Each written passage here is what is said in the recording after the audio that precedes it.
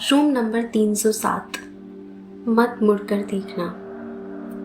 Hi, I am your story teller and you are watching Whisper of Fear official.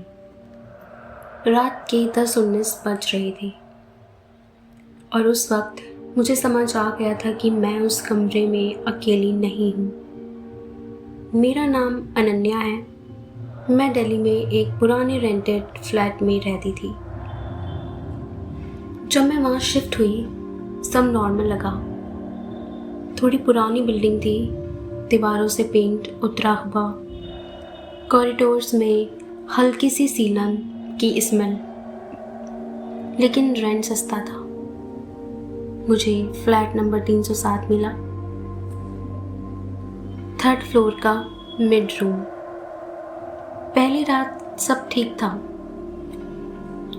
दूसरी रात 3:07 AM पर मेरी आँख खुली।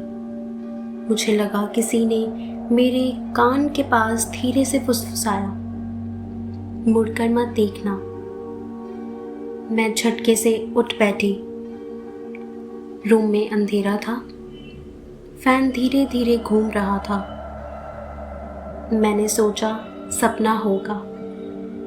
फिर मुझे महसूस हुआ मेरे बेड के नीचे से किसी के नाखून फर्श पर घिसने की आवाज आ रही है।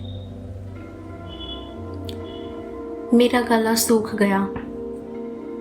मैं हिलना चाहती थी पर मेरी बॉडी जैसे जम गई हो। फिर से वही आवाज, मुड़कर मत देखना। इस बार आवाज सीधा मेरे पीछे से आई।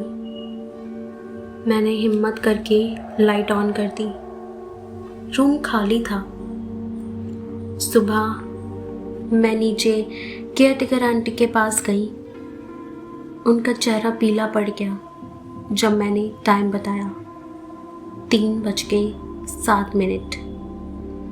उन्होंने बस इतना कहा, अगर 3:07 पर कोई आवाज आए तो कभी पीछे मत देखना। मैंने पूछा क्यों? उन्होंने आंख झुका ली। रूम 307 में पहले भी एक लड़की रहती थी। उसने भी पीछे देखा था। मेरी पूरी बॉडी ठंडी पड़ गई। उस रात मैंने डिसाइड किया कि मैं जागती रहूंगी। 2:55, 3:35, 3:7। फैन अचानक रुक गया। रूम में इतनी ठंड हो गई जैसे एसी फुल पे हो।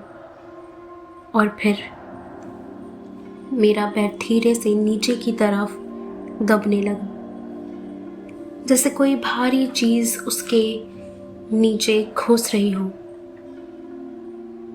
मेरा फोन वाइब्रेट हुआ। Unknown number. मैसेज आया, मत मुड़ना। मेरे हाथ कांप रहे थे। मैंने फोन साइड में रखा।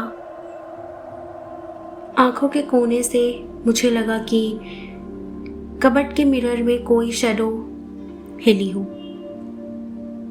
पर मैं नहीं मुड़ी। फिर मेरे कान के पास किसी की सांस महसूस हुई, गरम और बदबूदार। तुमने अभी तक देखा क्यों नहीं? एक औरत की खराश भारी आवाज। मेरे अंदर का डर क्यूरियोसिटी में बदलने लगा। अगर मैं नहीं मुड़ूंगी तो मुझे कैसे पता चलेगा क्या है? अचानक मेरे बाल पीछे से जोर से खींचे गए। मैं चीख पड़ी। मैं मुड़ गई। मिरर के सामने मैं खड़ी थी, लेकिन मिरर में जो रिफ्लेक्शन था वो मैं नहीं थी। उसका चेहरा जला हुआ था, आंखें बिल्कुल सफेद, होठ फटे हुए। वो मुस्कुराई और धीरे से बोली, अब तुम मेरी जगह रहोगी। लाइट ब्लिंक हुई और सब नॉर्मल था। मैंने सोचा शायद नाइटमेयर था, पर जब मैं वॉशरूम गई, मिरर में मेरे पीछे वो लड़की खड़ी थी और इस बार वो मैं थी। उस दिन के बाद सोसाइटी में लोग कहने लगे कि अनन्या बदल गई है। वो कम बोलती है। रात को 3-7 पर उसके रूम से खुरचने की आवाज़ आती है।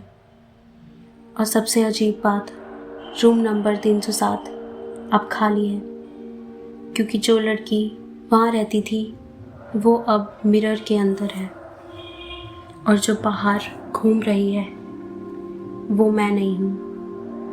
अब भी अगर रात के 3-7 पर आपको कोई फुसफुसाए तो प्लीज़ क्यूरियोसिटी में मत आना, क्योंकि शायद कोई आपकी जगह लेने का इंतज़ार कर रहा हो।